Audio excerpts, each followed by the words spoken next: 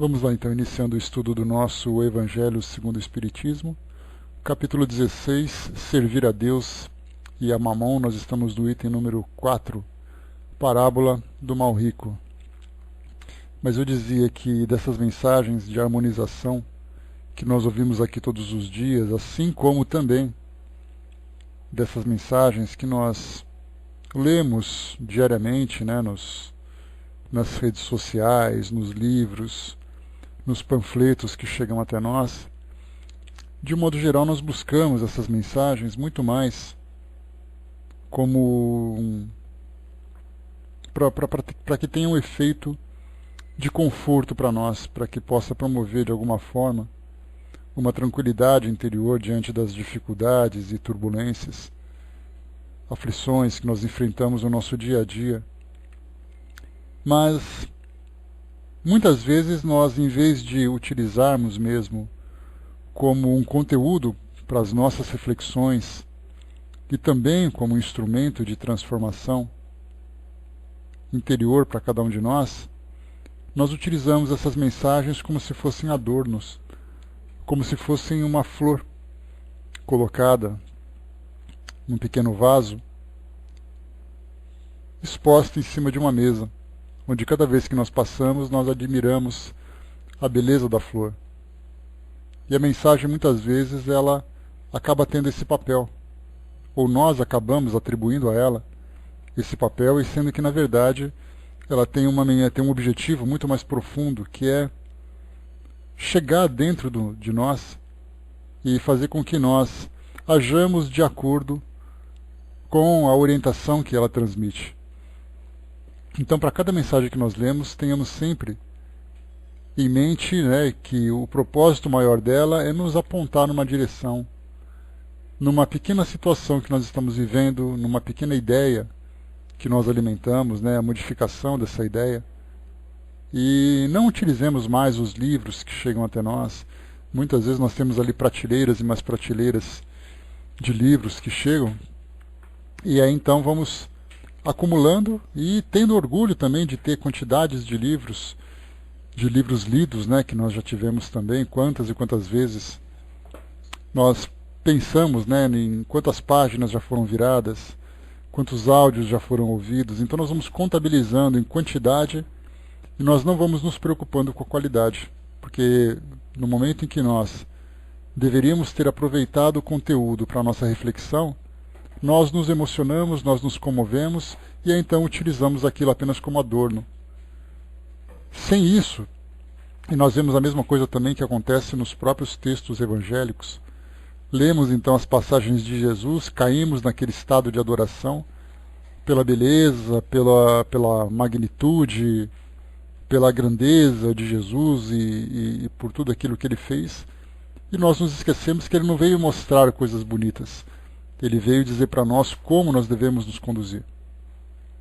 Então, livros sagrados que nós encontramos hoje acabam ficando apenas como objeto de culto, e não como um manual de vivência, um manual de filosofia. E para nós a mesma coisa, junto a esses livros evangélicos, esses textos evangélicos, aos livros que chegam para nós de reflexões com conteúdo doutrinário. Então, sem nos vangloriarmos de quantidade, mas percebemos qual é exatamente a qualidade que nós aproveitamos daqueles ensinamentos e qual foi a transformação real que aquele conteúdo conseguiu de fato promover para cada um de nós. Aí sim, nós seremos bons alunos. Do contrário, nós cairemos exatamente naquilo que acontece nas nossas escolas, em que os nossos alunos adquirem livros e apostilas para acompanhar o estudo, e aí então fica apenas ali um material para acompanhar aquilo que o professor fala, sem assimilar o seu real ensinamento, o seu real conteúdo. Tanto que se nós pegarmos esses livros didáticos e perguntarmos aos alunos, né, o que exatamente ele conseguiu aproveitar, o que ele se lembra daquilo que foi estudado, nós veremos uma porcentagem muito pequena de aproveitamento, porque é simplesmente cumprindo obrigações. Então utilizemos esse conteúdo para as nossas reflexões, para o nosso aprendizado, da forma mais eficiente e proveitosa possível, né? Porque do contrário nós simplesmente passaremos por eles sem nos darmos conta da sua importância. Bom dia, Fletcher. Muito bem. Feito então essas considerações iniciais a respeito dessas mensagens, vamos então para o nosso texto de hoje. Parábola do mal rico. Como nós já conversamos no nosso encontro anterior, eu comentei com vocês que esse texto ele é muito interessante porque ele traz uma mensagem que toca diretamente à doutrina, porque fala da vivência de indivíduos que levaram estilos de vida, que tiveram estilos de vida diferentes, e chegando ao mundo espiritual se depararam com uma realidade diferente daquela que imaginavam. Então, para nós, a doutrina espírita que fala sobre a vida que nós levamos, as consequências no mundo espiritual, o desenvolvimento de cada um de nós de acordo com o aprendizado, de acordo com a vivência que nós tivemos aqui no mundo físico.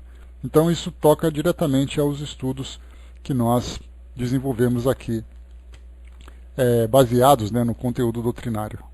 Então, inicialmente, vamos aqui fazer a leitura dessa passagem, né, dessa parábola, uma das tantas parábolas aqui do livro de Lucas, capítulo 16, e a gente começa a partir do versículo número 19, e diz assim para nós: Ora havia um homem rico, e vestia-se de púrpura e de linho finíssimo, e vivia todos os dias regalada e esplendidamente. Havia também um certo mendigo, chamado Lázaro, que jazia cheio de chagas à porta daquele, e desejava alimentar-se com as migalhas que caíam da mesa do rico, e os próprios cães vinham lamber-lhe as feridas. E aconteceu que o mendigo morreu, e foi levado pelos anjos para o seio de Abraão.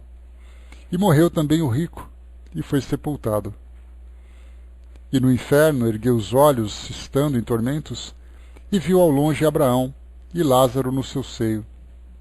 E clamando disse: Pai Abraão, tem misericórdia de mim, e manda a Lázaro que molhe na água a ponta do seu dedo e me refresque a língua, porque estou atormentado nesta chama. Disse, porém, Abraão: Filho, lembra-te de que recebeste os teus bens em tua vida, e Lázaro somente males. E agora este é consolado, e tu atormentado. E além disso, está posto um grande abismo entre nós e vós, de sorte que os que quiserem passar daqui para vós não poderiam, nem tampouco os de lá passar para cá. E disse ele: Rogo-te, pois, ó Pai, que o mandes à casa de meu pai, pois tenho 5 irmãos, para que lhes dê testemunho, a fim de que não venham também para este lugar de tormento. Disse-lhe Abraão: Tem Moisés e os profetas, ouça-nos. E disse ele: Não, pai Abraão, mas se algum dentre os mortos fosse ter com eles, arrepender-se-iam. Porém, Abraão lhe disse: Se não ouvem a Moisés e os profetas, tampouco acreditarão, ainda que alguns dos mortos ressuscite. Então essa mensagem fala aqui do tipo de vida que cada um leva, né? Então, mais uma vez, como nós comentamos, né, temos comentado recentemente, né? Bom dia, Elcio, bom dia, pessoal. Temos comentado recentemente, temos que ter essa sensibilidade para ler, né, na essência daquele conteúdo, para tirarmos o proveito, o melhor aproveitamento dessas mensagens, porque do contrário, se nós apenas lermos ao pé da letra, nós podemos concordar ou podemos discordar, mas não nos encaixamos naquele contexto e, portanto, não vemos que aquela mensagem terá para nós alguma utilidade. Aqui nós falamos de um rico que esbanjava o seu luxo, esbanjava o seu conforto, a sua riqueza, e temos aquele que era o mendigo, que implorava pelas migalhas para poder se alimentar e sofria todas aquelas chagas, né, da doença que o afetava, o acometia. E aí então nós nos pensamos: bom, eu não sou nem rico, não sou nem um mendigo, então a minha vida continua nessa mesma nesse mesmo ritmo, e eu não tenho por que me preocupar. Caso essa mensagem tenha alguma utilidade para alguma pessoa, que ela então faça bom proveito dela. E aí, então nós nos excluímos daquela situação e nos esquecemos que todas as mensagens que trazem para nós um cunho moral, ela afeta a todos, já que nós somos alunos que estamos em constante desenvolvimento desse aspecto moral e também do nosso próprio aspecto intelectual. Então, moralmente, todas as mensagens são válidas. Basta apenas que a gente faça um pequeno ajuste para que possamos, então, nos contextualizar naquela história, né? Bom dia, Barbudinho. Bom dia, Wagner. Então, aqui para nós pensamos primeiro, né? A vida de riqueza, a vida de conforto, a vida de fartura. E isso quando se trata da questão material, e nós temos também os próprios prazeres que a vida oferece. Então, vivemos aqui aproveitando a vida, como normalmente nós ouvimos no nosso dia a dia, né? Todo mundo quer ser feliz, todo mundo quer viver essas alegrias, todo mundo quer viver com esse prazer, com essa satisfação, desfrutando o máximo do que a vida pode oferecer. E aí, então, claro, seja bem-vindo. Então, todos nós começamos então a fazer uma avaliação daquilo que a vida pode me oferecer para que eu possa desfrutar dessa tranquilidade. A tranquilidade de viver aqui. Já que dentro da nossa visão, né, a nossa vida ela foi dada para nós. Para muitos existe aquela grande pergunta, né, por que nós estamos aqui? E como a resposta não chega com facilidade, já que para isso nós teríamos que romper barreiras de preconceitos, barreiras de ideias religiosas ou filosóficas ou apenas as nossas próprias opiniões. Então, quando elas não são satisfeitas, a gente para de se fazer essa pergunta e começa a aproveitar aquilo que pode oferecer, o que ela pode oferecer para nós, de prazeres e satisfações. Então a gente vai vivendo a nossa vida, aproveitando as nossas relações afetivas, aproveitando ali todos os prazeres e alegrias que uma vida de relacionamento pode oferecer. A gente vai aproveitando então os recursos que nós vamos adquirindo para poder viver as satisfações de comprar, de possuir, enfim, fazemos ali os nossos investimentos. Dentro da nossa posição social, a gente procura sempre uma posição de destaque, né? Porque é exatamente aquilo que a vida cobra de nós, é aquilo que nós somos constantemente, por isso que nós somos constantemente bombardeados, né, pela mídia, que mostra para nós um estilo de vida, onde aquele que mais se destaca, aquele que é o mais poderoso, aquele que é o mais influente, aquele que é o mais inteligente. Então é sempre assim, a vida oferece para nós um pódio, e todos nós então, vivendo nessa constante competição, procuramos alcançar o seu ponto mais alto, que é exatamente a alegria de ocuparmos essa posição. Isso tudo exatamente porque nós não temos ainda a consciência e a lucidez necessários para que nós entendamos o objetivo da nossa presença aqui hoje. A presença aqui nesse mundo. Nascemos porque, vivemos essas experiências porque, e vai chegar um momento em que nós vamos retornar ao mundo espiritual, nos perguntando exatamente, né, o porquê de vivermos tudo aquilo se a nossa realidade é outra. Por outro lado, acometendo aqueles que acabam vivendo uma vida de privações, uma vida de sacrifício, também se perguntam, mas será que a minha vida vive em função disso? Em função do sacrifício, em função do sofrimento, em função das tantas privações? Porque aí nós olhamos para a televisão e vemos então a ficção criando situações diversas, né, onde pessoas vivem vidas perfeitas, e eu olho para a minha vida, no lugar onde eu moro, do jeito que eu moro, na condição em que eu vivo, cheio de dificuldades, cheio de tormentos, e isso é que a vida tem para me oferecer? Então, se por um lado nós começamos a desenvolver uma certa um estilo de vida fútil, vivendo apenas acreditando que a nossa vida se desenvolve em função desses prazeres, por outro lado vai desenvolvendo em mim uma certa revolta, por eu não poder desfrutar isso que a vida pode me oferecer. Então cada estilo de vida, e a gente vai depois ver isso, né, nos próximos capítulos aqui do o Evangelho segundo o Espiritismo, que fala para nós sobre a riqueza e a pobreza, que são duas situações bastante reais no mundo hoje. Dá para a gente imaginar, né? A gente pensa no nosso estilo de vida, mas a gente lembra, por exemplo, que essas mensagens chegam para nós para sensibilizar a todos na humanidade, para despertar em nós essa consciência dessa outra realidade, dessa nova realidade. Bom dia, pessoal que chegou. E aí então nós pensamos, bom, quando nós falamos em vida de riqueza, vida de sacrifício, eu tenho talvez um pouco de conforto, ou talvez viva um pouco de sacrifício, mas vamos voltar, por exemplo, os nossos olhos para outras regiões do nosso planeta e ver, por exemplo, as pessoas que estão implorando por uma migalha de comida realmente, porque a vida que tiveram acabou sendo completamente transformada. No caso, por exemplo, de refugiados, de pessoas que vivem nas ruas. Então, vemos assim o mundo hoje, cada um tentando sobreviver do seu próprio jeito, apenas preocupado com esse momento existencial.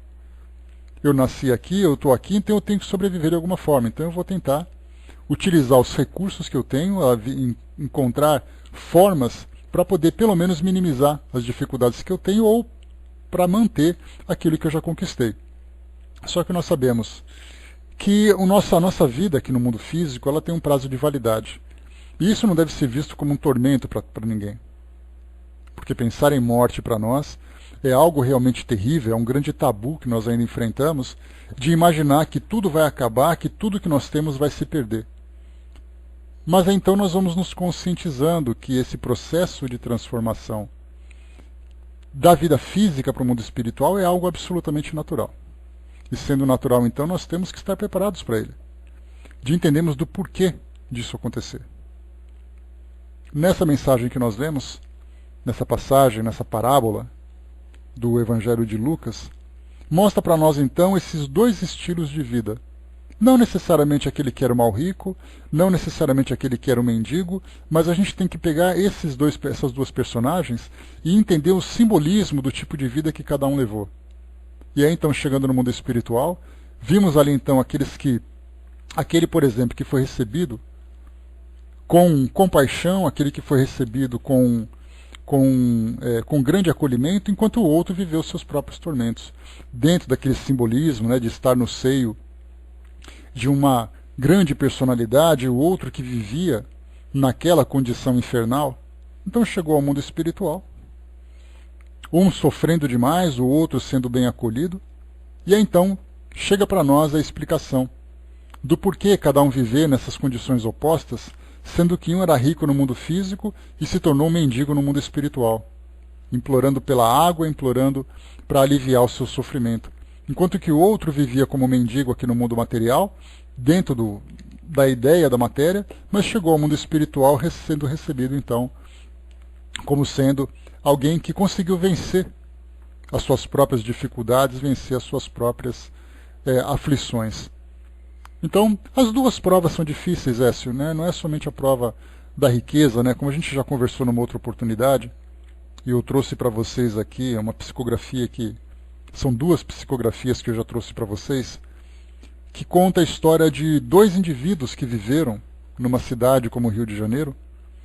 Um era um grande advogado que acabou aproveitando a posição de influência para defender os seus interesses com clientes que eram criminosos, clientes que eram imorais, vamos dizer assim, na sua conduta com a sociedade, e ele ganhava muito dinheiro com isso.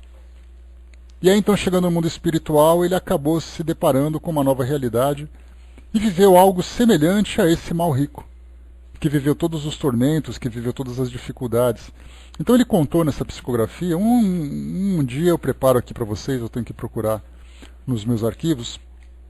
E aí então, numa sessão de psicografia, numa reunião mediúnica, chegou essa primeira mensagem falando sobre a prova da riqueza e contando todos os arrependimentos que ele sentiu depois de se deparar com o mundo espiritual, encontrar os clientes que ele acabou abandonando, né? Nesse caso ele era o herdeiro de um pai que também era advogado, mas um advogado muito generoso, que atendia as pessoas gratuitamente quando era necessário. Aí o pai desencarnou, o filho então assumiu a direção daquele grande escritório de advocacia, e aí depois ele dispensou todos esses que não podiam pagar e apenas pegou aqueles que pagavam bem. E aí então ele foi vivendo os seus prazeres. E aí na desencarnação ele se deparou então com essa realidade diferente. Logo após essa psicografia, que falava sobre a prova da riqueza, porque exatamente foi a mensagem que foi lida naquela reunião, veio um outro espírito que tinha vivido numa favela do Rio de Janeiro. E aí ele falou assim: é muito fácil vocês falarem da prova da riqueza quando vocês não viveram a prova da pobreza. Porque aqui na minha casa nós tínhamos então que muitas vezes escolher quem ia comer, tínhamos que escolher exatamente o que a gente ia comer, porque vivíamos em plena miséria. Então, na verdade, nós temos assim, as duas provas têm ali a sua, tem o seu valor, tanto qualitativo como também quantitativo. Porque para os dois, dependendo da forma como se vive, a prova da riqueza, quando ela é bem aproveitada, ela desenvolve naquele indivíduo uma generosidade muito grande, porque ele vai aproveitar aquele instrumento que foi colocado à sua disposição, que seria a sua condição social, os recursos que ele acumulava, a sua capacidade de aquisição, e ele utilizava aquilo então para poder distribuir. Claro que não é jogar dinheiro fora, a ideia não é essa, mas é fazer com que aquele rendimento, aquele patrimônio que ele conseguiu acumular, se transformasse em algo proveitoso para ele próprio, beneficiando outros que passavam por dificuldade. Por outro lado, a riqueza também, a pobreza, quando ela é bem aproveitada, ela desenvolve a humildade, desenvolve o valor do trabalho, quebra dentro de nós uma série de barreiras preconceituosas, de concepções que nós alimentamos durante a nossa existência. Então a gente vai modificando tudo isso. É exatamente, por exemplo, Antônio Emílio de Moraes, que dentro da nossa visão se mostrou como uma pessoa muito generosa dentro daquilo que ele fazia. Né? Claro que não era nenhum santo, a gente não fala aqui de santificação, de beatificação de ninguém, né, de canonização de ninguém, mas muitas vezes você tem alguém que ocupa uma posição como essa e demonstra uma generosidade com seus funcionários, com preocupações com questões sociais. Agora nós podemos encontrar essas duas situações também, tanto da riqueza como da pobreza, de uma forma muito negativa. Aquele que vive, por exemplo, na riqueza e acaba se encaixando nessa questão do mal rico, que aproveita aquilo que tem apenas para desfrutar de prazeres. Não constrói absolutamente nada, não se aproveita absolutamente nada, transforma-se num indivíduo fútil, num indivíduo egoísta. E isso nós temos ali tantos e tantos exemplos na nossa sociedade planetária. Pessoas que aparecem na mídia, principalmente naquela mídia que destaca essa futilidade e que desperta também interesses de pessoas que se preocupam com essas futilidades. E por outro lado nós temos também aquele que vive mal essas privações. Nós temos a criminalidade, quando isso afeta, acaba se exteriorizando para afetar a sociedade. Nós temos aquele que vive silenciosamente, mas cultiva dentro de si uma revolta muito grande. Então, tanto uma como a outra, né, como nessas duas psicografias, foi uma grande surpresa, porque veio essa primeira psicografia. E aí então todo mundo ficou impressionado: nossa, realmente a prova da riqueza é muito difícil, tomara que eu consiga sobreviver a ela quando ela vier até mim. Aí depois vem em seguida o outro espírito falando: vocês estão falando isso porque vocês não vivem o que a gente está vivendo.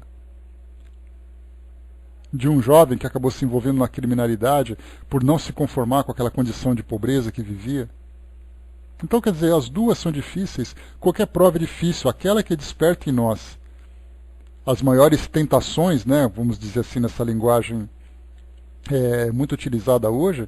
Claro que exige de nós uma resistência muito grande, mas muitas vezes a ausência também faz com que isso aconteça. Para muitos a saúde acaba sendo algo negativo, porque já que você é saudável, é impressionante as escolhas que a gente acaba fazendo, exatamente para destruir aquilo que é mais importante. Eu sou saudável, então eu tenho que curtir a vida. E curte a vida exatamente fazendo aquilo que vai fazer com que a saúde seja destruída. E outros que acabam nascendo com certas privações, se revoltam exatamente por ter essas privações.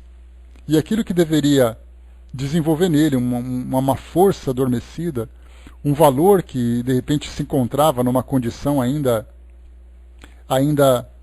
incubada, adormecida, acaba gerando para ele exatamente o contrário. Ele se revolta e aquela doença simplesmente o impediu de fazer alguma coisa que ele tinha vontade de fazer, mas por outro lado ele acabou piorando naquilo que era o mais simples, que era exatamente aquela tranquilidade, né? aquela harmonia que ele deveria cultivar, né? Então, assim, cada um de nós se encaixa exatamente onde precisa. E cada um lida com essas dificuldades de acordo com a sua programação evolutiva, digamos assim. Então, são provas muito difíceis, então tanto para um como para outro. Nós tivemos assim Lázaro, que foi trazido numa mensagem para nós aqui, nessa mensagem, falando sobre implorando pelas migalhas, vivendo todas aquelas chagas. Antes de pensarmos naquele mendigo coitadinho, vamos pensar num espírito que viveu numa condição anterior, de uma forma muito dramática, muito problemática, que acabou tendo como expiação, tendo como prova exatamente viver naquela miséria. E aí então, para que ele possa, dentro desse contexto, ser recebido no mundo espiritual, por Abraão, né, considerado o pai dos hebreus, considerado aquele grande espírito, para que ele pudesse ser recebido por ele teria que ter tido uma vida de privações com coragem, enfrentando e vencendo realmente as suas provas. E aquele mau rico, como o próprio nome diz, foi aquele rico que não soube aproveitar, não soube dar valor para aquilo que foi colocado, oferecido para o seu desenvolvimento. Porque a riqueza veio para desenvolvê-lo, através de um trabalho que acaba envolvendo, atingindo toda uma sociedade à sua volta. Aqueles que estão dependendo daquilo que ele construiu, aquilo que vai depender daquilo que ele pode oferecer como contribuição. Então, vida de riqueza e vida de pobreza, muitas vezes analisando uma mensagem como essa, e não considerando aquilo que tem no meio, mas apenas considerando os seus extremos, quer dizer, o mal rico vai sofrer para toda a eternidade, porque essa é a ideia. Ele está numa condição infernal. E aquele que era o bom pobre, o mal rico e o bom pobre, é aquele que vai chegar no mundo espiritual. Mas nós temos ali diversas variedades de comportamento, tanto numa condição como na outra. A riqueza não precisa ser necessariamente negativa, tampouco a pobreza. Mas também não podemos imaginar que ser rico é um grande privilégio, porque é realmente uma prova muito difícil, tampouco imaginar que a miséria é um castigo. Então temos que nos pensar exatamente da vida que nós temos, com as nossas dificuldades, com as nossas lutas, elas se encaixam perfeitamente naquilo que nós precisamos. Mas nós temos que saber utilizar essa nossa condição para o nosso melhor aproveitamento. Aí sim chegaremos no mundo espiritual, e aí então, dentro dessa simplicidade que foi apresentada para nós, aqui nessa passagem do Evangelho, mostra que chega no mundo espiritual, vai para o inferno, o outro vai, é bem recebido, e aí então os dois vão sofrer ou serem felizes por toda a eternidade. E aí entra exatamente ali o grande contributo da doutrina espírita, que começa desde o início do seu desenvolvimento, trazer ali aquela série de depoimentos, aquela quantidade enorme de depoimentos, em que os espíritos vão cada um contando a sua própria situação. Falando do seu modo de viver, falando da forma como chegou no mundo espiritual, como teve ali a oportunidade de se reconstruir diante daquilo que viveu, ou de dar em continuidade naquilo que conseguiu conquistar. Então, hoje nós vamos nos preparando através da doutrina, porque vai nos trazendo a educação para a morte.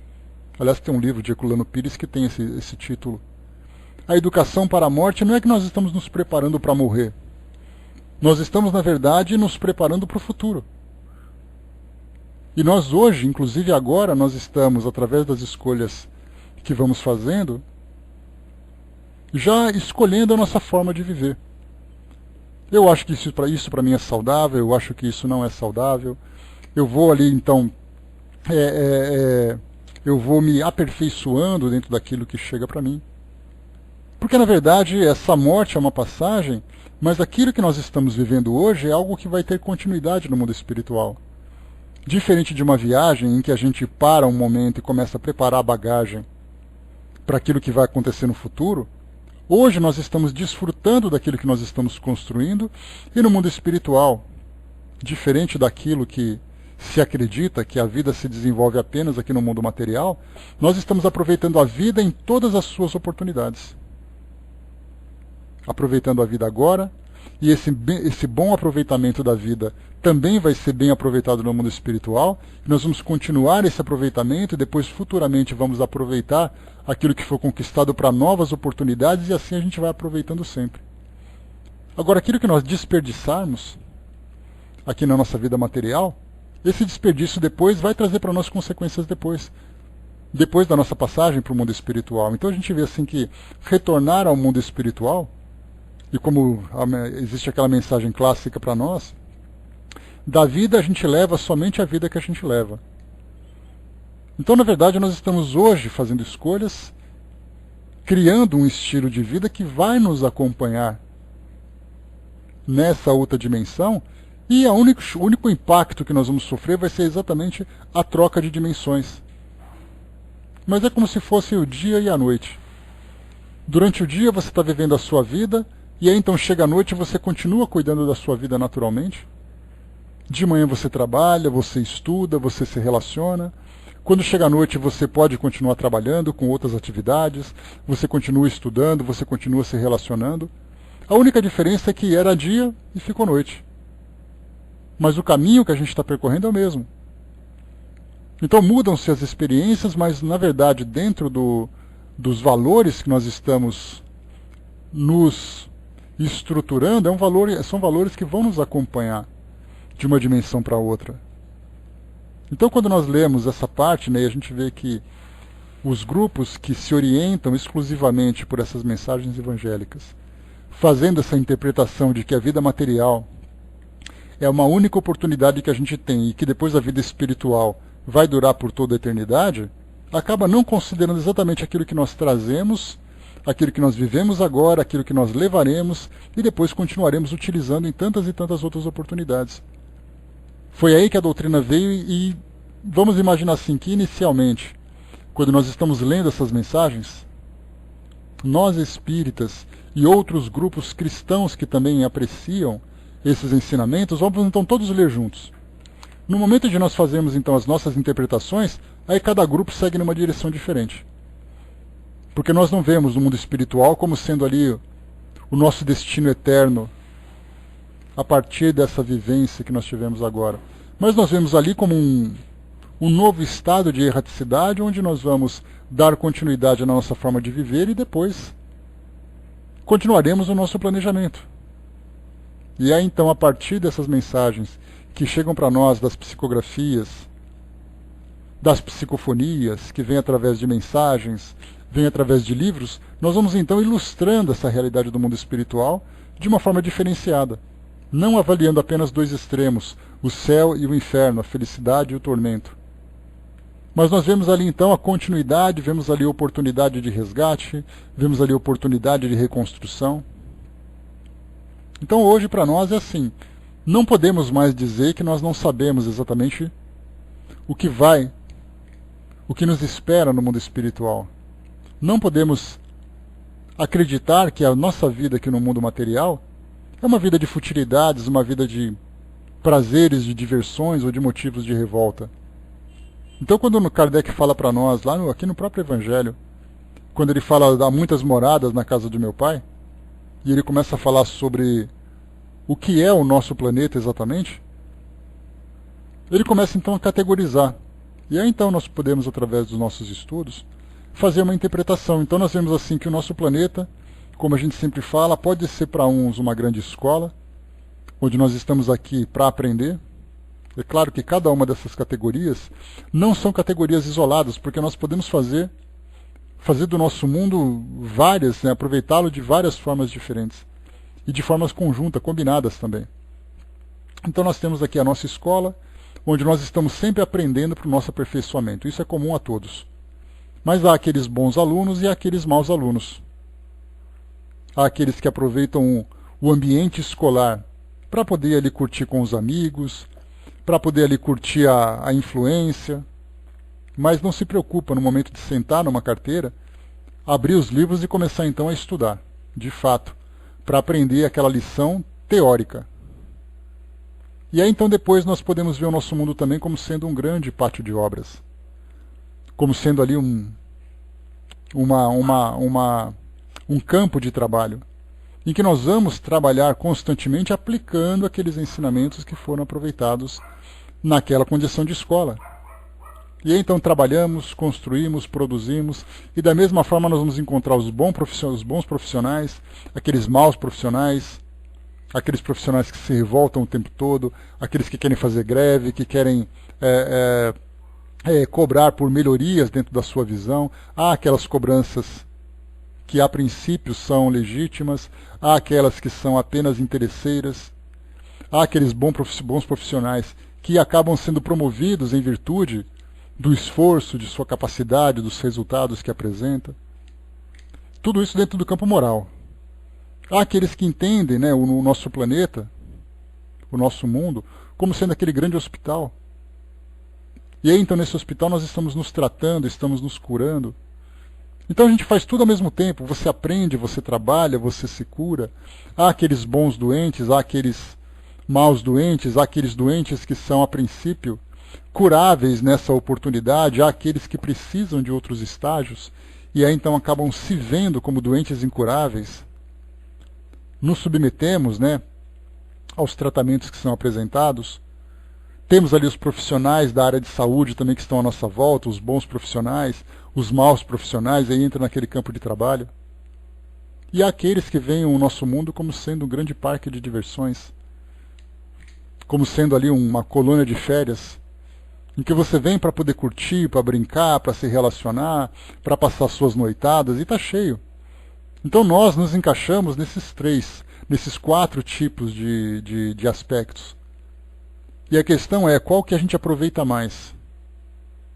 Porque tudo para nós é proveitoso. O espírito, ele tem o direito ao trabalho, direito e obrigação, vamos dizer assim, ao trabalho, ao estudo, ao auxílio, e também tem os momentos em que ele deve aproveitar os seus momentos, né? Aqueles momentos de tranquilidade, aqueles momentos em que ele pode desfrutar desses prazeres de uma forma saudável, o prazer da companhia, o prazer de um passeio, de uma viagem, de um entretenimento, para sair um pouco daquela rotina, pelo menos ainda nessa nossa condição.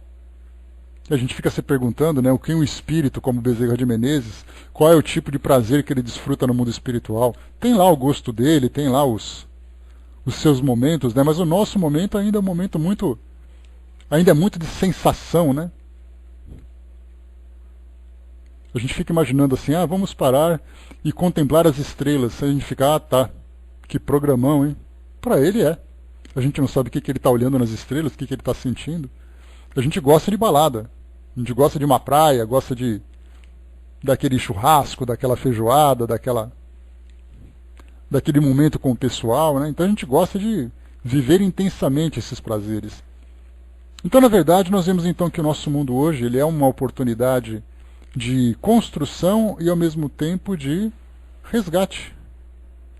E se soubermos aproveitar bem, o mundo espiritual será exatamente uma continuidade disso. E nós hoje, através dos estudos que a doutrina espírita nos proporciona, nós conseguimos ver o mundo de modo de dizer, pois é, Tuti. O espírito fica olhando para cima, o que você está fazendo? Estou ouvindo a estrela. Ele fala, mas eu não estou ouvindo nada. Eu falei, pois é, você ainda não consegue ouvir. Mas cada um de nós tem ali uma forma diferente. Não tem aqueles que falam assim, nossa, eu adoro pegar assim aquela tarde, me deitar assim numa encostadeira, né, numa recostadeira, numa poltrona, numa rede e ler um bom livro. Aí você fala, e você gosta de ficar horas lendo um livro? Sim, gosto. Ah, não, eu prefiro sair, pegar assim aquele corredor de shopping, pegar ali uma boa praia, sair encontrando com o pessoal. Cada um tem seu modo de viver, o seu prazer, mas não existe aquele que é bom ou aquele que é ruim, né? Na nossa opinião. Existe aquele que nos faz bem e aquele que não faz. E esse nos fazer bem significa exatamente aquilo que pode nos fazer bem, no sentido de nos ajudar no nosso crescimento. Porque muitas vezes aquilo que para nós é prazeroso traz um malefício muito grande. Aliás, a gente está cheio de exemplo disso. São os nossos vícios, os nossos hábitos, as nossas escolhas, que a gente quer viver o bom prazer. Só que, na verdade, isso traz para nós um efeito negativo. O efeito colateral acaba sendo para nós, trazendo um prejuízo muito maior. Então a gente vai escolhendo aqui o nosso modo de viver. Quando a gente começa a ter essas referências, porque os espíritos inicialmente eles trazem para nós esse exemplo exatamente para mostrar que muitas vezes aquilo que a gente acha que é certo acaba tendo um efeito negativo, como dissemos. Então eles começam a dizer, olha, eu vivia assim, fiz tal coisa. A gente vai fazendo então os paralelos. Vai pegando todas essas informações e vai construindo na nossa mente um caminho, uma trajetória, para acertar naquilo que eles apresentaram e para fugir daquilo que eles erraram. Já que nós temos aquela mensagem que diz para nós assim, né, que o sábio é aquele que aprende observando. Tem o ingênuo que erra e mesmo assim não aprende. Há aquele que é o teimoso, que ele precisa fazer o errado para poder aprender. E há o sábio que é que apenas observa para poder tirar o seu melhor proveito. Então nós temos que ter essa sabedoria. Que eles vieram dizer para nós, que aliás essa é uma das partes finais dessa nossa mensagem, para percebermos exatamente o que nós estamos fazendo comparado com aquilo que já foi feito na nossa frente. De que forma que isso pode ser aproveitado por cada um de nós. E aí então no mundo espiritual, né, a gente lembra que a preocupação deles não é trazer para nós o medo de dizer assim, olha, não faça isso, senão você vai sofrer. Na verdade é assim, olha, eu fiz isso e aconteceu isso. Se você achar que a minha história tem algum proveito para você, então que seja bem assim.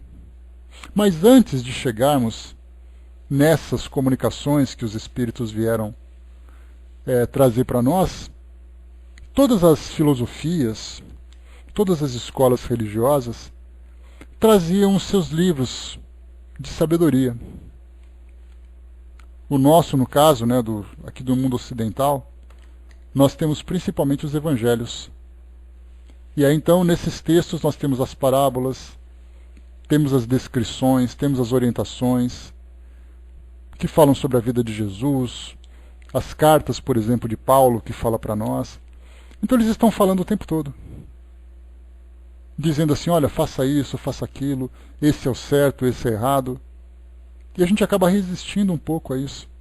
Como eu falei para vocês no início daquelas mensagens, né, para quem não chegou no comecinho, eu fiz um comentário a respeito dessas mensagens de harmonização, desses textos que nós lemos, né, tanto das mensagens psicografadas, como também dos textos evangélicos, que nós nos sensibilizamos, nós achamos bonitinho, nós decoramos, nós adoramos, mas não utilizamos isso de fato como um elemento de transformação. Então nós utilizamos um livro sagrado como objeto de culto. Abrimos diante de nós, deixamos aberto numa prateleira, expomos a sua capa para poder mostrar para todo mundo que é aquilo que eu acredito, mas nós não aproveitamos o seu conteúdo. E foi aí então que nós percebemos que a doutrina espírita vai um pouco além da mensagem que é passada nessa parábola. Quando nós tivemos ali, né, que esse mal rico, né, comentou então com Abraão, dizendo, né, rogo-te, pois, ó Pai, que o mande Lázaro, à casa de meu pai, pois tenho 5 irmãos, para que lhes dê testemunho, a fim de que não venham também para esse lugar de tormento. E aí disse-lhe Abraão, tem Moisés e os profetas, ouçam-nos. Então hoje nós temos essa mensagem dos evangelhos que tem quase 2000 anos. Nós falamos quase porque nós temos ali uma série de datas, de divergências, que isso não faz diferença, porque a nossa preocupação é exatamente o seu conteúdo. E aí, então temos ali os ensinamentos de Jesus ali junto a nós há quase 2000 anos. São 2 milênios de mensagens que ficam ali o tempo todo martelando na nossa cabeça, e mesmo assim parece que a humanidade não consegue se desenvolver. E aí colocado para nós assim, né? E ele disse então, não, pai Abraão, mas se algum dentre os mortos for ter com eles, arrepender-se-iam. E Abraão disse, se não ouvem a Moisés e aos profetas, tampouco acreditarão, ainda que alguns dos mortos ressuscite. E aí então nós tivemos essas mensagens escritas durante tanto tempo, e foi aí que chegou para nós que a doutrina espírita veio fazer uma releitura desses ensinamentos, porque realmente foi percebido que a mensagem por si só ela não tem efeito, ou tem um efeito muito fraco.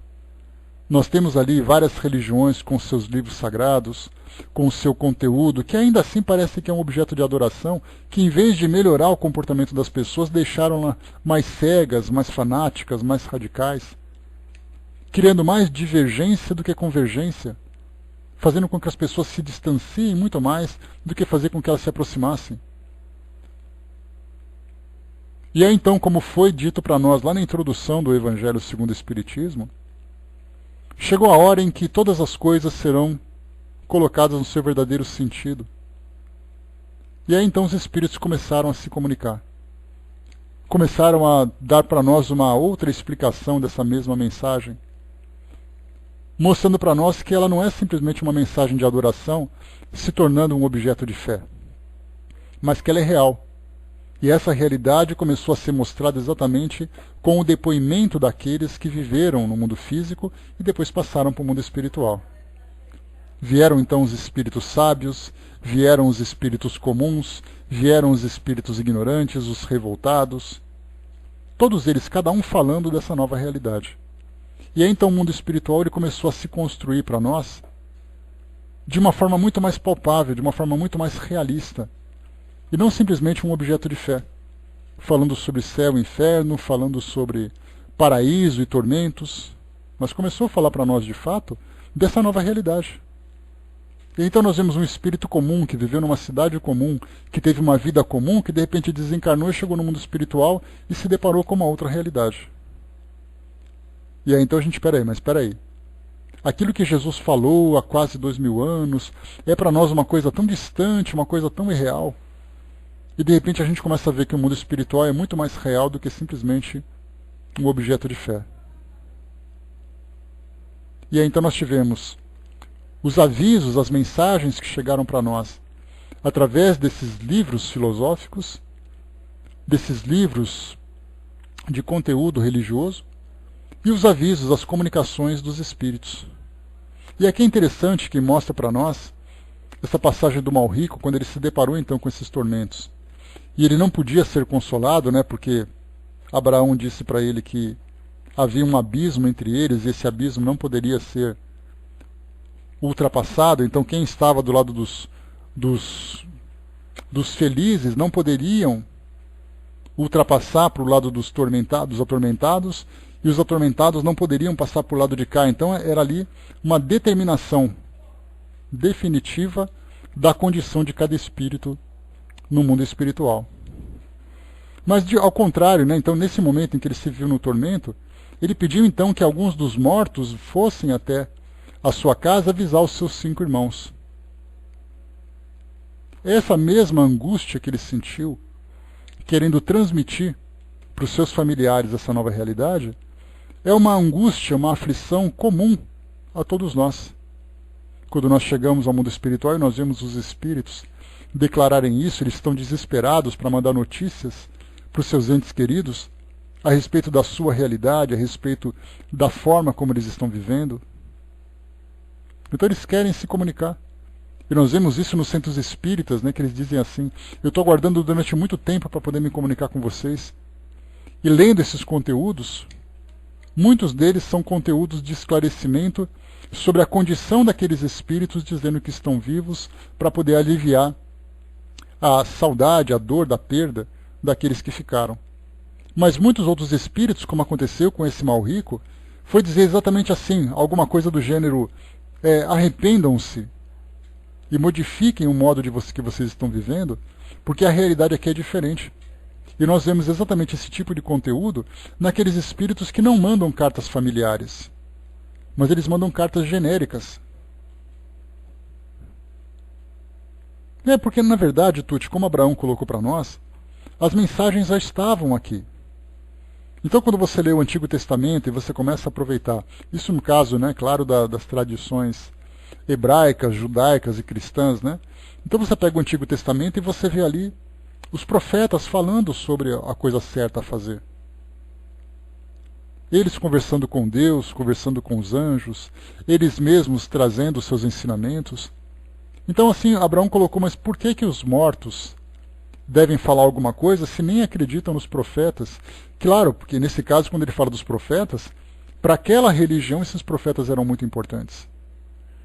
Como também são importantes hoje para aqueles que seguem essas mesmas tradições, como outras religiões. Você pega a religião muçulmana, eles também têm vários e vários profetas. Jesus, inclusive, é muito citado lá dentro da religião islâmica como sendo um profeta muito sábio. Claro que o profeta soberano é Maomé, o Mohammed, como eles chamam, mas nós temos vários outros profetas que vieram falar sobre essas revelações. Mas aí Abraão diz, se esses profetas, que para vocês tiveram grande importância, não foram ouvidos, por que então que nós devemos mandar os mortos para fazer isso? E aí então o que nós observamos, o que é? É exatamente os espíritos começando então a mudar a estratégia. Naquele momento em que tudo deveria ser transformado, e havia a necessidade de uma renovação dessa mensagem que chegou do passado, porque nós percebemos que era uma mensagem estagnada. Aquilo que foi escrito há quase 2000 anos, e antes disso, como por exemplo, Moisés viveu há 1200, 1300 anos antes de Cristo. De lá até Jesus, o que nós tivemos foram interpretações, mas a mensagem ficou rígida naquilo. E essa mensagem rígida, falando por exemplo sobre o mundo espiritual, não trazia nada de novo. O mundo espiritual era resumido apenas no céu e no inferno e no purgatório, no caso dentro da religião católica, mas para os evangélicos céu e inferno, para os muçulmanos céu e inferno, para outras religiões céu e inferno. E isso foi necessário naquele tempo. Hoje nós temos a necessidade de novas informações. Então os espíritos não tiveram aquela preocupação de dizer assim, olha, nós viemos mostrar para vocês aquilo que vocês não entenderam. Ou melhor, aquilo que vocês... aquilo que não foi dito. Eles vieram dizer assim, vocês não entenderam exatamente essa realidade e nós viemos complementá-la. E aí então começaram as tantas e tantas comunicações. A doutrina espírita teve esse privilégio, que nós muitas vezes acabamos utilizando isso como uma forma de enaltecer o nosso orgulho, que é negativo, porque a gente sempre cai naquela história, eu sei e você não sabe, eu tenho e você não tem. E na verdade os espíritos que vieram se comunicar são espíritos das mais variadas crenças.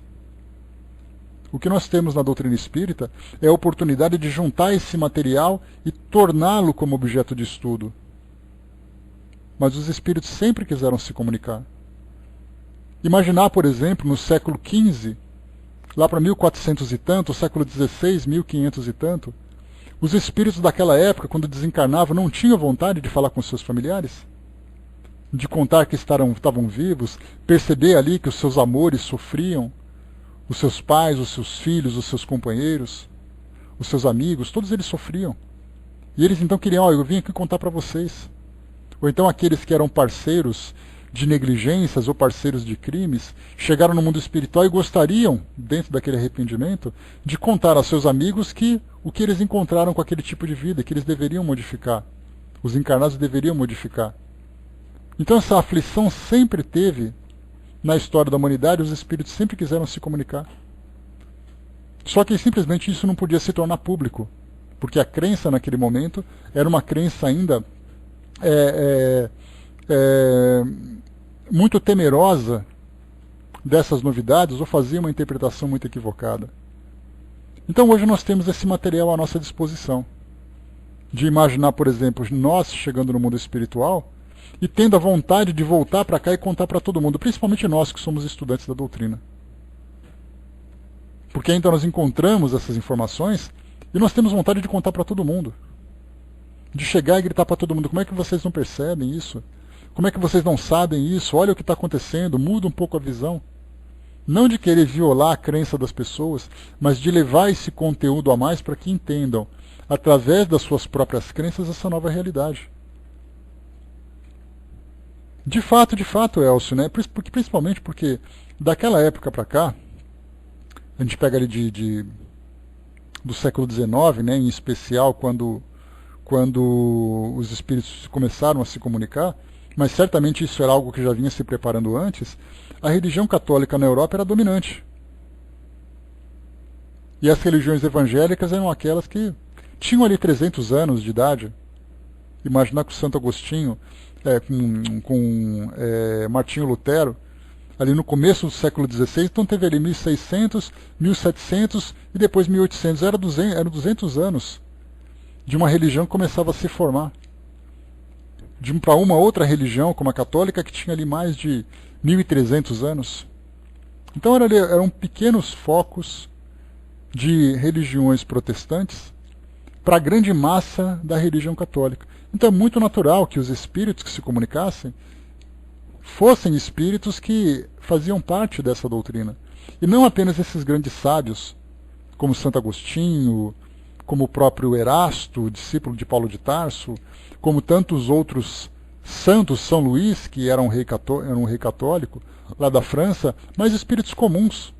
De pegarmos, por exemplo, no livro Céu e Inferno, que nós vamos estudar, assim que acabarmos ou o livro A Gênese, ou aqui o nosso Evangelho, nós vamos pegar só a segunda parte e fazer ali um reestudo.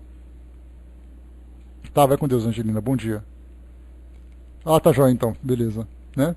Então, quando nós pegarmos ali esse conteúdo de comunicações, nós teremos ali muitos espíritos que não revelaram a sua crença, mas que eram espíritos que frequentavam a igreja, que tinham sido batizados. Sim, nós tivemos muitos teólogos, sacerdotes, espíritos comuns, que tinham ali suas crenças. Né? Não, mas sabe o que acontece, Fletcher? A história, vai com Deus ligeirinho, abraço. A história de Santo Agostinho, que você colocou que não acha que ele foi tão santo assim, e de fato ele não era santo assim, mas o que nós observamos na história dele é exatamente a sua conversão a partir do tipo de vida que ele tinha. Né? Então você vê assim que era alguém que, assim como Paulo de Tarso, a gente vê Paulo de Tarso fazendo o que ele fez agora, se comunicando com toda a sabedoria, mas ele teve uma vida também de perseguição, ele era um assassino. Então a gente pensa assim, nossa, eu vou encontrar um santo. Na verdade, não é a gente pensar naquilo que ele se tornou apenas, mas o fato dele ter se transformado. É a transformação que vale para nós. Então, assim, Santo Agostinho, como a gente vê, era alguém que tinha ali as suas convicções. Tinha a crença diferente, a mãe dele era uma pessoa muito devota da religião católica, e ele não, ele tinha ali as suas crenças filosóficas. Ele era do tipo, para imaginar Santo Agostinho, desse pessoal hoje que adora uma filosofia para contradizer as religiões e mostrar a sua própria verdade. E ele era um homem muito bom nessa parte de oratória. Então debater com Santo Agostinho, debater com Paulo de Tarso é a mesma coisa. Eram dois homens que tinham assim tudo na ponta da língua, eram extremamente inteligentes, eram extremamente fluentes, tinham uma cultura muito ampla, e você ficar com blá blá blá de religião para cima deles, você levava uma lavada. Então a história deles conta para nós exatamente isso, que todo esse conhecimento que eles tinham, na verdade nada mais era do que uma parte do seu orgulho, de uma interpretação equivocada que fazia desses ensinamentos. E aí depois então promoveram essa grande mudança.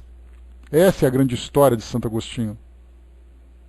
De viver aquele momento de uma crença equivocada, depois de sofrer esse momento de incertezas e depois de uma reconstrução da fé. Então essa é a história que conta para nós dessas duas personagens, Santo Agostinho e Paulo de Tarso. Então essa é a vantagem. Então pegar, por exemplo, estudar Paulo de Tarso apenas pelo Novo Testamento através das suas cartas, acaba sendo um pouco imperfeito, mas você pegar um livro, por exemplo, como Paulo e Estevão, Emmanuel conta para nós exatamente de uma forma romanceada a história de Paulo de Tarso. Então você pode ler para complementar depois que você acabar sobre Santo Agostinho, ler Paulo e Estevão, que com certeza tem aí, né, onde você mora. Você vai achar na versão inglesa assim fácil, ou versão portuguesa se você quiser. Então ler assim Paulo e Estevão de um lado e Santo Agostinho do outro, nós temos ali um conteúdo extremamente farto para entendermos exatamente a força de uma conversão e a força da fé. Ninguém fala de santo, nós falamos de força, de convicção. Né? É um belo livro, né, Andréa?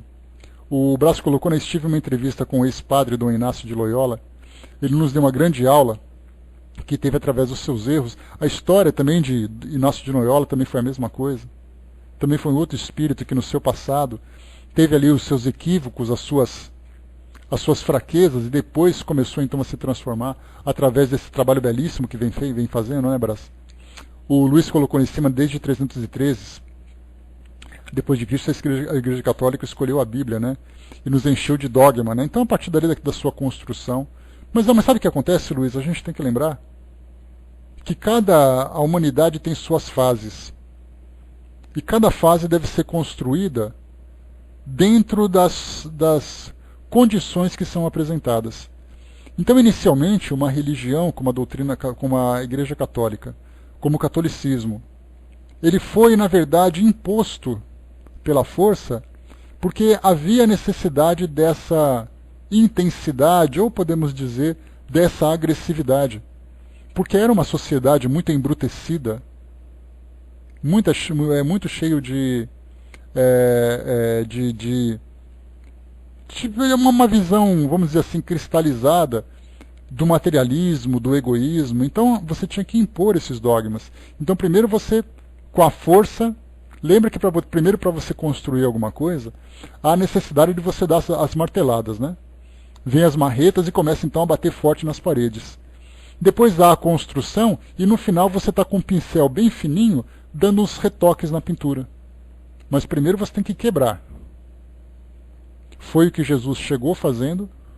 Primeiro Moisés fez isso com os seus mandamentos, com suas revelações, trazendo, né, o monoteísmo naquele período muito sensualista da humanidade, muito agressivo. Depois nós tivemos no passado, né, a vinda de Jesus, que também quebrou muitas barreiras. Depois veio o nascimento de uma instituição como a Igreja Católica, que solidificaria o ensinamento de Jesus, e depois essa própria instituição passaria por todas as suas transformações. É a mesma coisa, a doutrina espírita, quando chegou também, veio desbravando. Dá para imaginar Kardec segurando um facão, abrindo uma picada numa mata fechada, para tentar construir o seu espaço. Hoje nós temos a liberdade de expressão. Então a doutrina veio no seu momento certo, a Igreja Católica veio no seu momento certo, tanto que a doutrina espírita não existiria se não tivesse a doutrina católica. Olha só que interessante, a gente nunca pensou nisso. Sem isso nós não teríamos. Sem a Igreja Católica nós não teríamos o cristianismo solidificado, não teríamos as variações das igrejas protestantes, não teríamos a própria doutrina espírita, já que ela depende dos ensinamentos de Jesus. Então a gente vê assim que tudo foi se transformando. Nós vimos sobre isso ao estudarmos o livro Depois da Morte de Leon Denis, lá no comecinho, quando ele falava sobre essas religiões do passado.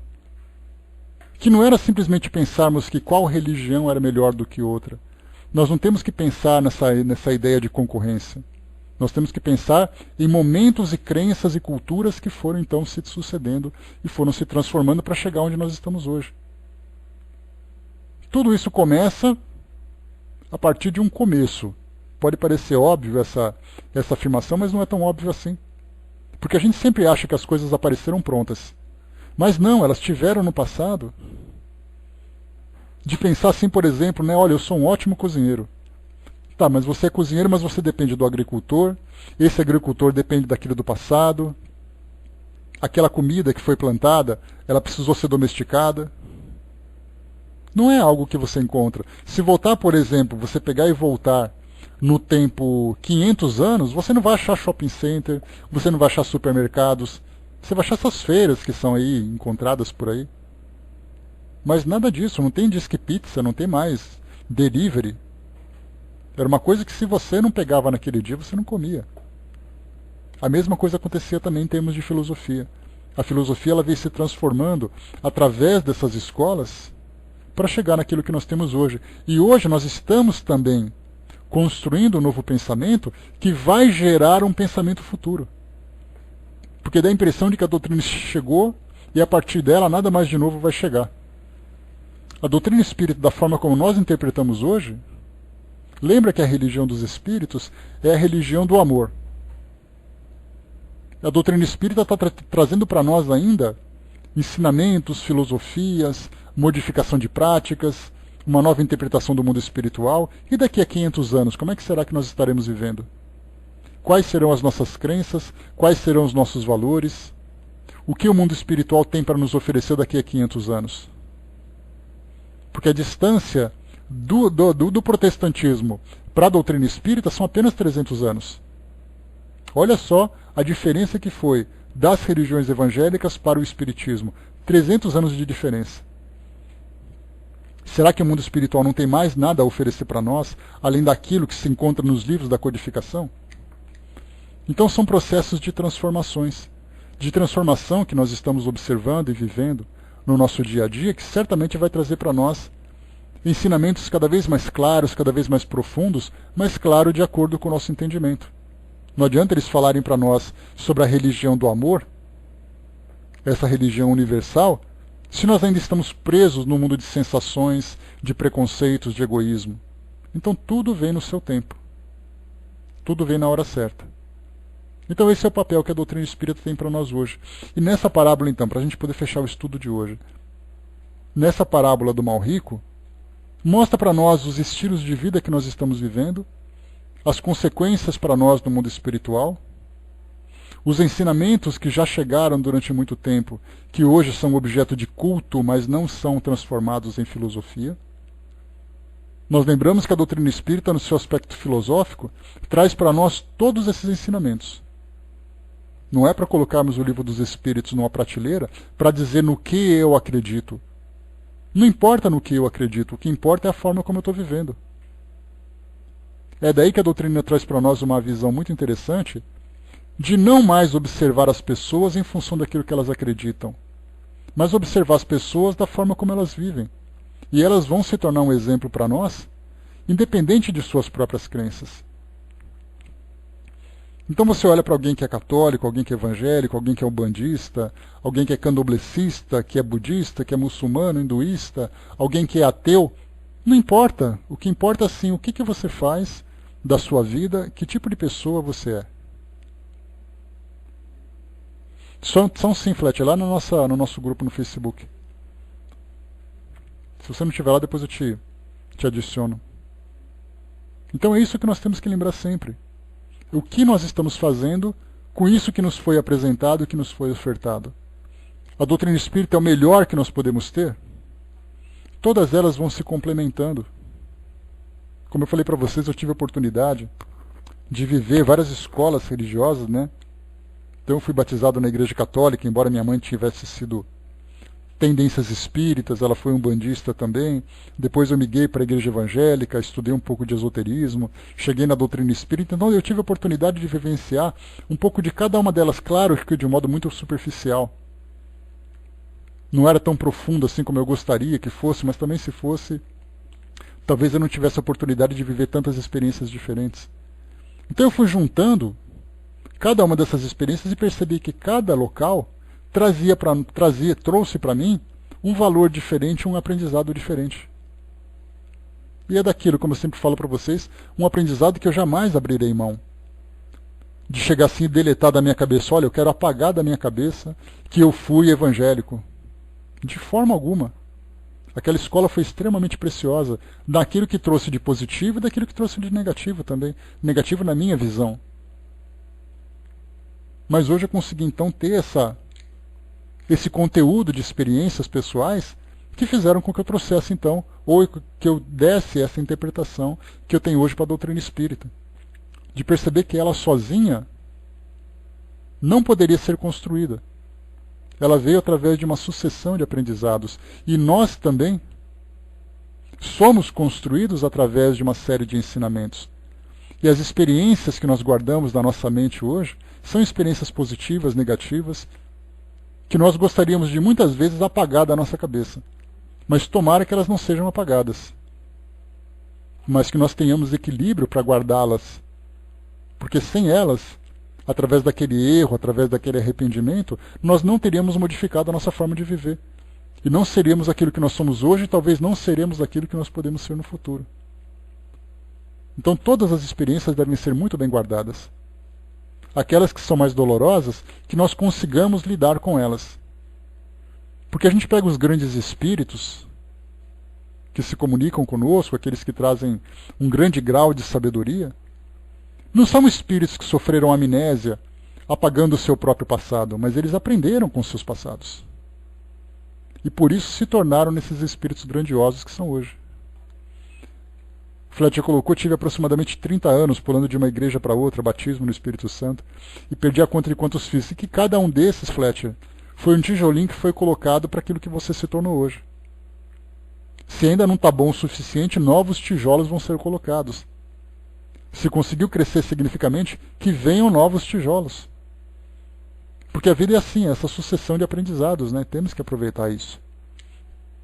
Então, muito bem, pessoal, fechando por aqui o nosso estudo de hoje.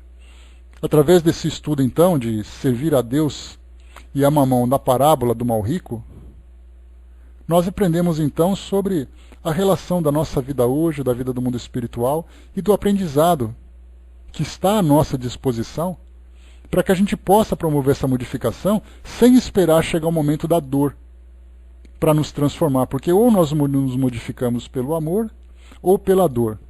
O amor vem através da iniciativa, do esforço, da vontade. A dor vem através do erro.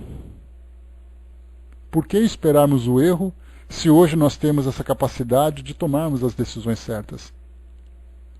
Mas não tenhamos pressa. Muitas vezes nós não temos ainda condições de tomarmos uma decisão radical de uma hora para outra. Ainda temos ali uma certa resistência, ainda temos ali as nossas fraquezas. Mas se nós conseguirmos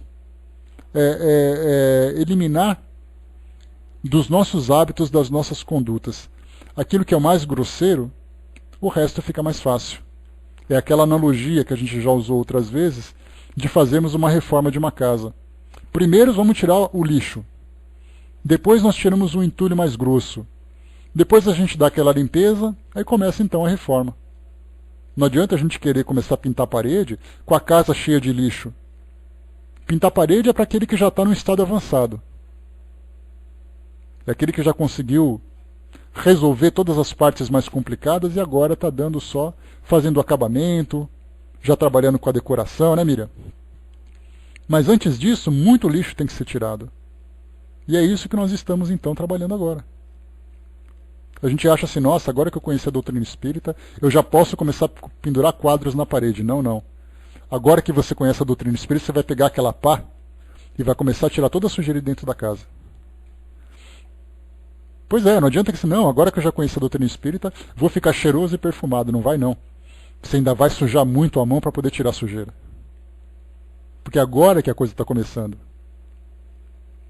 Não foi a doutrina espírita que nos levou para a salvação. Agora que nós começamos a dar os primeiros passos em direção a essa nossa evolução. Porque a ideia que nós temos é exatamente aquela, né? Você é batizado e todos os seus pecados foram perdoados. Você entrou no centro espírita e tudo foi resolvido. Meu amigo, é ali que está começando agora. É agora que você vai começar a fazer a coisa certa, porque até aquele momento, tudo que você fazia, ou muitas escolhas que você fazia, eram escolhas equivocadas. Agora que tudo começa a se resolver. Pois é, Fletcher, então parar de errar, quando você fala assim, não, a partir de hoje eu não quero mais errar. Tudo bem, mas é aquela história do cartão de crédito, né? Não, a partir de hoje eu não quero mais comprar nada para não ficar devendo para o cartão de crédito. Tá, mas antes disso você vai ter que pagar tudo aquilo que você já comprou antes. E você vai ter que chorar muito, suar muito ainda para pagar os atrasados, para pagar suas prestações. Agora, a partir de agora, você não vai mais fazer nenhum tipo de dívida, sendo que você não pode assumi-la. Mas tudo aquilo que foi feito no passado está ali esperando a solução. Não é aquela história que a gente tem, né? Que eu me recordo que passou na televisão, que você compra uma toalhinha abençoada e essa toalhinha você passa na porta do banco e o banco esquece as suas dívidas. Essa toalhinha estava sendo vendida numa dessas instituições que aparecem na televisão, né? Não é assim que funciona. Então, no momento em que você decide começar a fazer as coisas certas, é hora de começar a resolver então os problemas que foram criados no passado. Muito bem, vamos lá. Fala, professor. Bom dia, pessoal. Então, fechando por aqui o nosso estudo de hoje, para concluir então esse nosso tema. Já lembrando que o próximo estudo nosso vai tratar do... Só um instantinho. Parábola dos talentos. Deixa eu ver aqui se é isso mesmo. Parábola dos talentos vai ser o nosso próximo tema. né? Pois é, agora tem mais essa, né, Paty? Sabonete abençoado para poder tirar o pecado. Oh, Deus. E a gente pergunta ainda, né? Quanto tempo vai demorar para que o nosso mundo transforme-se no mundo de regeneração? Com tantas histórias dessas que são apresentadas.